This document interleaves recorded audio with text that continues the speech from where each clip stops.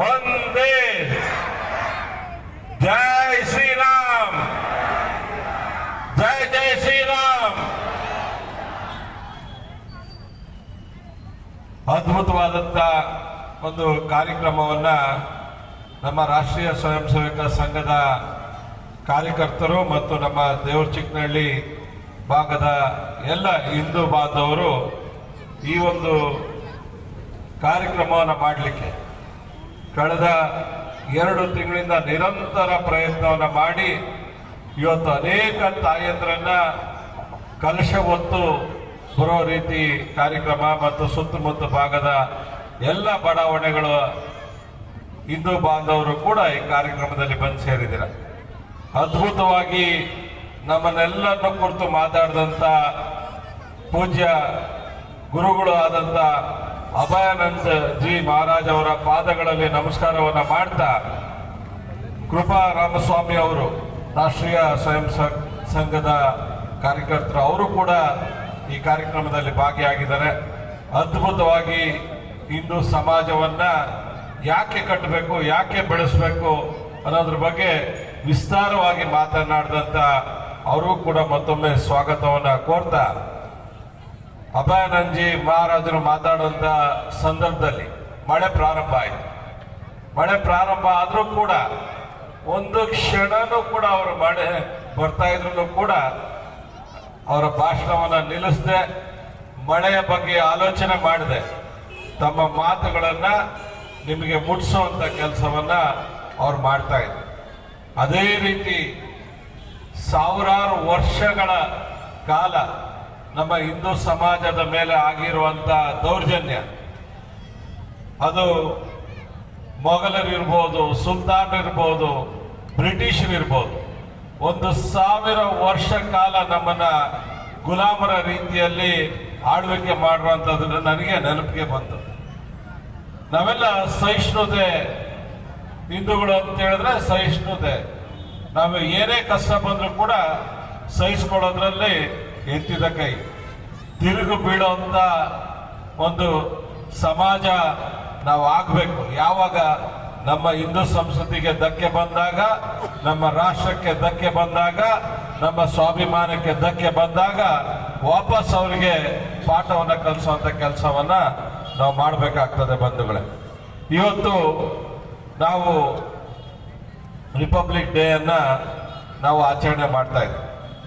ಗಣರಾಜ್ಯೋತ್ಸವದ ಅಂಗವಾಗಿ ಇಡೀ ದೇಶದಲ್ಲಿ ನಾವು ಅನೇಕ ಕಾರ್ಯಕ್ರಮಗಳನ್ನು ನಾವು ಮಾಡ್ತಾ ಇದ್ದೇವೆ. ಇವತ್ತು ಸಂವಿಧಾನ ಜಾರಿಗೆ ಬಂದಂಥ ದಿನ. ಸಂವಿಧಾನ ಅಂತ ಹೇಳಿದ್ರೆ ನಾವೆಲ್ಲ ಕಾನೂನು ಪ್ರಕಾರ, ಕಾನೂನು ಅಂತ ನಾವೆಲ್ಲ ತುಂಬ ಸಲ ಮಾತಾಡ್ತೇವೆ. ಆ ಕಾನೂನು ನಮಗೆ ಜಾರಿಗೆ ಬಂದಂಥ ದಿನ. ಅದನ್ನು ರಚನೆ ಮಾಡಿದಂಥ ಬಾಬಾ ಸಾಹೇಬ್ ಅಂಬೇಡ್ಕರ್ ಅವರಿಗೆ ನಾನು ಮತ್ತೊಮ್ಮೆ ಧನ್ಯವಾದವನ್ನ ಈ ಸಂದರ್ಭದಲ್ಲಿ, ಅಭಿನಂದನೆಯನ್ನ ಈ ಸಂದರ್ಭದಲ್ಲಿ ಹೇಳ್ತೇನೆ. ಎಲ್ಲರಿಗೂ ಸಮಾನತೆ, ನಾವೆಲ್ಲ ಒಂದು, ನಾವೆಲ್ಲ ಹಿಂದೂ, ನಮ್ಮ ತಾಯಂದ್ರಿಗೆ ಯಾವ ರೀತಿ ಕಾನೂನು ಇರಬೇಕು, ಹಿರಿಯರಿಗೆ, ಮಕ್ಕಳಿಗೆ, ಪ್ರತಿಯೊಬ್ಬರಿಗೂ ಕೂಡ ನಾವೆಲ್ಲರೂ ಕೂಡ ಒಂದಾಗಿರ್ಬೇಕು ಅಂತ ಕಾನೂನು ರಚನೆಯನ್ನ ಮಾಡಿದಂಥ ಪುಣ್ಯಾತ್ಮ. ಇವತ್ತು ಭಾರತ ಅನೇಕ ರಾಜ್ಯಗಳು ಇದ್ರೂ ಕೂಡ ಒಂದೊಂದು ರಾಜ್ಯದಲ್ಲಿ ಒಂದೊಂದು ರೀತಿಯ ಸಂಸ್ಕೃತಿ, ಭಾಷೆ ಬೇರೆ ಬೇರೆ ಇದ್ರೂ ಕೂಡ ನಾವೆಲ್ಲ ಭಾರತದಲ್ಲಿ ಒಂದಾಗಿದ್ದೇವೆ. ನಾವೆಲ್ಲ ಹಿಂದೂಗಳು ಒಂದಾಗಿರ್ಬೇಕು ಅಂತ ನಾವು ದೇವರನ್ನ ಬೇರೆ ಬೇರೆ ರೀತಿಯಲ್ಲಿ ಪೂಜೆ ಮಾಡ್ತೇವೆ. ರಾಮನನ್ನ, ಕೃಷ್ಣನನ್ನ, ಹನುಮನನ್ನ, ಗಣಪತಿಯನ್ನ, ಶಿವನನ್ನ ಎಲ್ಲನ್ನು ಕೂಡ ನಾವು ಪೂಜೆ ಮಾಡ್ತೇವೆ. ಆದರೆ ಬೇರೆ ಬೇರೆ ಭಾಷೆಗಳಿದ್ರೂ ಕೂಡ ಅದು ಉತ್ತರ ಭಾರತ ಇರ್ಬೋದು, ದಕ್ಷಿಣ ಭಾರತ ಇರ್ಬೋದು, ಅಥವಾ ನಾರ್ತ್ ಈಸ್ಟ್ ಇರ್ಬೋದು, ಎಲ್ಲೇ ಇದ್ರೂ ಕೂಡ ನಾವೆಲ್ಲ ಹಿಂದೂ, ನಾವೆಲ್ಲ ಒಂದು ಅಂತ ನಾವೇನಾದ್ರೂ ಜೊತೆಯಲ್ಲಿ ಇಲ್ಲ ಅಂತ ಹೇಳಿದ್ರೆ, ಆಗ್ಲಿಂದ ಮಾತಾಡೋಂಥ ಸಂದರ್ಭದಲ್ಲಿ ಹೇಳ್ತಾ ಇದ್ದೆ, ನಮ್ಮ ಜೊತೆಯಲ್ಲೇ ಇರ್ತಾರೆ, ಹಿತಶತ್ರುಗಳು ನಮ್ಮ ಬೆನ್ನಿಗೆ ಚೂರಿ ಆಗ್ತಾರೆ ಅಂತ ಒಂದು ಎಕ್ಸಾಂಪಲ್ ಅನ್ನ ನಾವು ಕೊಡ್ಬೋದು. ಯಾಕಂದ್ರೆ ನಮ್ಮ ದೇಶ ವಿಭಜನೆ ಆದಂತ ಸಂದರ್ಭದಲ್ಲಿ ಬಾಂಗ್ಲಾದೇಶ ಪಾಕಿಸ್ತಾನ ಆಗೋ ಅಂತ ಒಂದು ಕಾರಣಕ್ಕೆ ಹೋಗಿತ್ತು. ಅದರಿಂದ ನಾವು ಹೊರಗಡೆ ತರಬೇಕು ಅಂತೇಳಿ ನಮ್ಮ ದೇಶವನ್ನ ಪಣವಾಗಿಟ್ಟು ಅವರಿಗೆ ಸ್ವಾತಂತ್ರ್ಯವನ್ನ ಕೊಡಿಸ್ಕೊಟ್ವಿ, ಬಾಂಗ್ಲಾದೇಶವನ್ನಾಗಿ ರಚನೆ ಮಾಡಿಕೊಟ್ವಿ.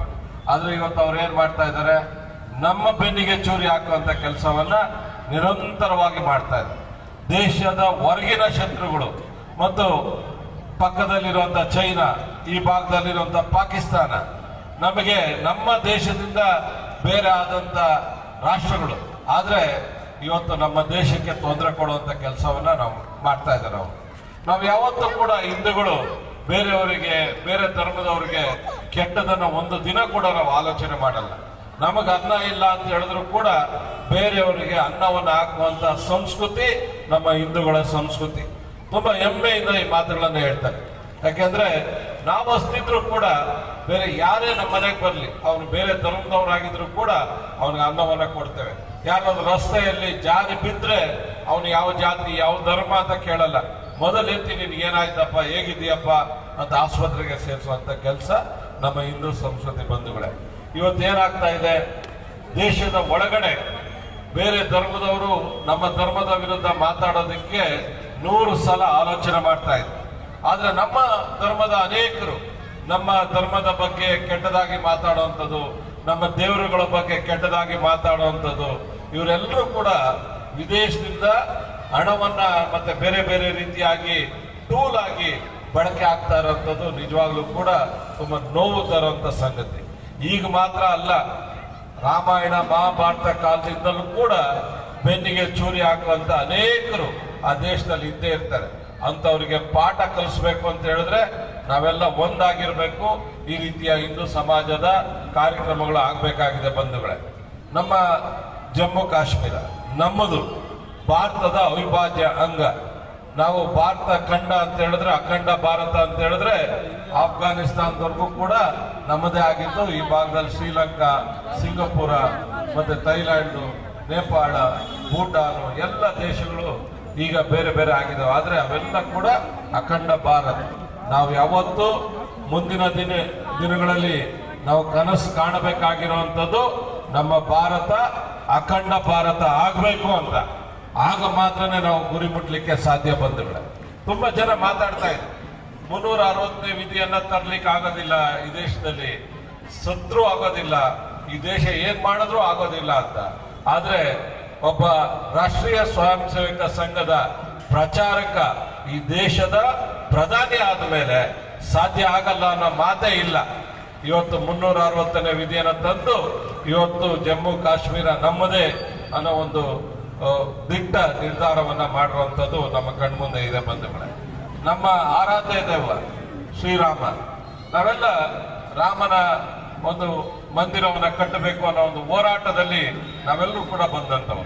ಹಿಂದೂ ಜಾಗರಣ ವೇದಿಕೆ, ವಿಶ್ವ ಹಿಂದೂ ಪರಿಷತ್, ರಾಷ್ಟ್ರೀಯ ಸ್ವಯಂ ಸೇವಕ ಸಂಘ ಇವರ ಜೊತೆ ಗುರುಸ್ಕೊಂಡು ನಾವೆಲ್ಲ ಸುತ್ತಮುತ್ತ ಭಾಗದ ಎಲ್ಲ ಹಳ್ಳಿಗಳು ಒಂದಾಗಿ ರಾಮ ಮಂದಿರವನ್ನ ಕಟ್ಟಲಿಕ್ಕೆ ಇಟ್ಟಿಗೆಯನ್ನ ಕಳಿಸಿದಂತ ಎಲ್ಲ ಗ್ರಾಮಗಳು ಕೂಡ ನಾನು 89-90ರಲ್ಲಿ ನಾನು ತುಂಬಾ ಚೆನ್ನಾಗಿ ನೆನಪಿದೆ ಬಂಧುಗಳೇ. ಆಗಿನ ಹೋರಾಟನೇ ಬೇರೆ, ಈಗಿನ ಹೋರಾಟಗಳೇ ಬೇರೆ. ಇವತ್ತು ಒಬ್ಬ ಯೋಗ್ಯ ವ್ಯಕ್ತಿ ಈ ದೇಶದ ಪ್ರಧಾನಮಂತ್ರಿ ಆಗಿದ್ದಕ್ಕೆ ನಮ್ಮ ಹಿಂದೂ ಸಂಸ್ಕೃತಿ, ನಮ್ಮ ರಾಷ್ಟ್ರೀಯ ಸ್ವಯಂ ಸೇವಕ ಸಂಘ, ವಿಶ್ವ ಹಿಂದೂ ಪರಿಷತ್ ಎಲ್ಲರೂ ಒಗ್ಗಟ್ಟಾಗಿದ್ದಕ್ಕೆ ಇವತ್ತು ರಾಮ ಮಂದಿರ ಅಯೋಧ್ಯೆಯಲ್ಲಿ ನಿರ್ಮಾಣ ಆಗಿ ಆ ಭಗವಂತನನ್ನ ಅಲ್ಲಿ ಪ್ರತಿಷ್ಠಾಪನೆ ಮಾಡುವಂತ ಕೆಲಸ ಆಗಿದೆ ಬಂಧುಗಳೇ. ಇವತ್ತು ನಾವೆಲ್ಲ ಕೂಡ ಹಿಂದಿನ ಅನೇಕ ಪುಣ್ಯಾತ್ಮರನ್ನ ನಾವು ನೆನಪು ಮಾಡಿಕೊಂಡಾಗ, ಅದು ರಾಜ ಮಹಾರಾಜರು ಇರ್ಬೋದು, ಅನೇಕರು ಇರ್ಬೋದು. ನಾನು ಒಂದು ಎಕ್ಸಾಂಪಲ್ ಅನ್ನ ನಿಮಗೆ ಕೊಡ್ಬೋದು. ಈಗಿನ ಟೆಕ್ನಾಲಜಿ ಮತ್ತೆ ಈಗಿನ ಒಂದು ಸೂಪರ್ ಸಾನಿಕ್ ವೇಗದಲ್ಲಿ ನಡೀತಾ ಇರೋಂಥ ಭಾರತ, ನಾವೆಲ್ಲ ಕೂಡ ಮೊಬೈಲ್ ಇಟ್ಕೊಂಡ್ರೆ ಇಡೀ ಪ್ರಪಂಚವನ್ನ ನೋಡ್ತೇವೆ. ಆಗಿನ ಕಾಲದಲ್ಲಿ ಏನಿತ್ತು, ಏನೂ ಇರಲಿಲ್ಲ. ನೀವು ತಮಿಳುನಾಡಿನಲ್ಲಿರುವಂತಹ ದೇವಸ್ಥಾನಗಳು, ಕರ್ನಾಟಕದಲ್ಲಿರುವಂತಹ ದೇವಸ್ಥಾನಗಳು, ನೀವು ತಮಿಳುನಾಡಲ್ಲಿ ಒಂದು ದೇವಸ್ಥಾನ ಇದೆ, ತುಂಬಾ ಜನ ತಾವು ಕೂಡ ಭೇಟಿ ಕೊಟ್ಟಿರ್ತೀರ, ತಿರುನಲ್ಲ ಶನಿ ಮಹಾತ್ಮ ದೇವಸ್ಥಾನ. ಸೂರ್ಯ ಯಾವ ರೀತಿ ಆಕಾಶದಲ್ಲಿದ್ದಾನೆ ಅದೇ ರೀತಿ ಗ್ರಹಗಳ ದೇವಸ್ಥಾನ.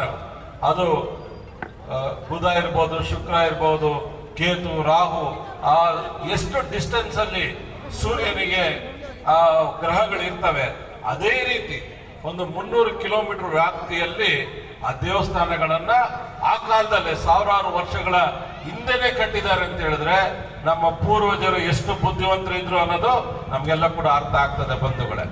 ಎಲ್ಲರೂ ಕೂಡ ತುಂಬಾ ಜನ ನೀವೆಲ್ಲ ಭೇಟಿ ಮಾಡಿರ್ತೀರ ಆ ದೇವಸ್ಥಾನ. ನಾನಂತೂ ಸುಮಾರು 16 ಬಾರಿ ಆ ಒಂದು ದೇವಸ್ಥಾನಗಳಿಗೆ ನಾನು ಭೇಟಿ ಕೊಟ್ಟಿದ್ದೇನೆ. ಆ ರೀತಿ ಸಾವಿರಾರು ವರ್ಷಗಳ ಹಿಂದೆನೆ ನಮ್ಮ ಟೆಕ್ನಾಲಜಿಗಿಂತ ಆಗಿನ ಕಾಲದ ಋಷಿ ಮುನಿಗಳು, ಸ್ವಾಮೀಜಿಗಳು, ಗುರುಗಳು, ಮಹಾರಾಜರು ಮತ್ತೆ ಆಗಿನ ದೇವಸ್ಥಾನಗಳನ್ನ ಕಟ್ಟಿದಂಥವ್ರು ಎಷ್ಟು ಬುದ್ಧಿವಂತರಿದ್ರು. ಬೇಗೂರಲ್ಲೂ ಕೂಡ ನಾವು 1000 ವರ್ಷಗಳ ಇತಿಹಾಸ ಇರುವಂತ ನಾಗನಾಥೇಶ್ವರ ದೇವಸ್ಥಾನವನ್ನ ನಾವು ನೋಡ್ತೇವೆ. ಬೆಂಗಳೂರಿಗಿಂತ ಮುಂಚೆ ಬೇಗೂರಲ್ಲಿ ದೇವಸ್ಥಾನ ಆಗಿತ್ತು. ಆ ರೀತಿ ಅನೇಕ ದೇವಸ್ಥಾನಗಳನ್ನ 200 ಅಡಿ 250 ಅಡಿ ಗೋಪುರಗಳನ್ನ ಕಟ್ಟಿರುವಂತ ಪುಣ್ಯಾತ್ಮ. ಸಾವಿರಾರು ಕೋಟಿ. ಇವತ್ತು ಒಂದು ದೇವಸ್ಥಾನ ಕಟ್ಟಬೇಕು ಅಂತ ಹೇಳಿದ್ರೆ ಆ ರೀತಿ 16,000 ಕೋಟಿ ರೂಪಾಯಿ ನಮ್ಗೆ ಹಣ ಬೇಕು. ಆಗಿನ ಕಾಲದಲ್ಲಿ ಟ್ಯಾಕ್ಸ್ ಇಲ್ಲ, GST ಇಲ್ಲ, ಇನ್ಕಮ್ ಟ್ಯಾಕ್ಸ್ ಇಲ್ಲ, ಯಾವುದೂ ಇಲ್ಲ. ಆದ್ರೂ ಕೂಡ ರಾಜ ಮಹಾರಾಜರು ಆ ದೇವಸ್ಥಾನಗಳನ್ನ ಹಿಂದೂ ಬಾಂಧವರು ಕಟ್ಟಿದ್ದಾರೆ ಅಂತ ಹೇಳಿದ್ರೆ ಈ ಸಂಸ್ಕೃತಿಯನ್ನ, ಹಿಂದೂ ಸಂಸ್ಕೃತಿಯನ್ನ ಗಟ್ಟಿಯಾಗಿ ಕಟ್ಟಬೇಕು ಅನ್ನೋ ಒಂದು ಆಲೋಚನೆಯಲ್ಲಿ ಈ ಮಂದಿರಗಳನ್ನ ಕಟ್ಟಿರುವಂಥದ್ದು ನಮ್ಗೆಲ್ರಿಗೂ ಕೂಡ ಅರ್ಥ ಆಗ್ತದೆ ಬಂಧುಗಳೇ. ಇವತ್ತು ನಾವೆಲ್ಲ ಒಂದಾಗಿ ಇರಲಿಲ್ಲ ಅಂತ ಹೇಳಿದ್ರೆ ತಾವೆಲ್ಲ ನೋಡ್ತಾನೆ ಇದ್ದೀರಾ ಪ್ರೆಸೆಂಟ್ ಪೊಲಿಟಿಕ್ಸ್. ಇವತ್ತು ಬಾಂಗ್ಲಾದೇಶದಲ್ಲಿ ನಮ್ಮ ಹಿಂದೂಗಳನ್ನ ಕೊಗ್ಗಲೆ ಮಾಡ್ತಾ ಇರೋದು. ಒಂದು 25%ಗಿಂತ ಹೆಚ್ಚು ಹಿಂದೂಗಳು ಬಾಂಗ್ಲಾದೇಶದಲ್ಲಿ ವಾಸ ಆಗಿದ್ದಾರೆ. ಇವತ್ತು ಪರ್ಸೆಂಟೇಜ್ ಕಡಿಮೆ ಆಗ್ತಾ ಇದೆ. ಅಲ್ಲಿ ಅವರನ್ನ